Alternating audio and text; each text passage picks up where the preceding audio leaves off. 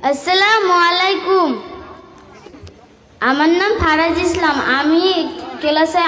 আমি ক্লাস 8 ফেলে পড়ি। আমি একটি কবিতা বলতে চাই। কবিতার নাম পথের শিশু, কবি রুবেল মিয়া। আমি হলাম পথের শিশু, পথে আমার ঘর। সবাই আমায় ঘৃণা করে, ভাবে অনেক পর। রাস্তায় রাস্তায় থাকি আমি, রোদ বৃষ্টির ঝড়ে। কেউ আমার খোঁজ রাখে না, আছি কেমন করে। বাবার পরিচয় পাইনি আমি, পাইনি মায়ের দেখা। এই ভবেতে আমি দুঃখী, বড় একা একা। কেমন করে বাবা মায়ে রেখেছে আমায় দূরে। কি অপরাধ করেছি আমি এইভাবে পুরে।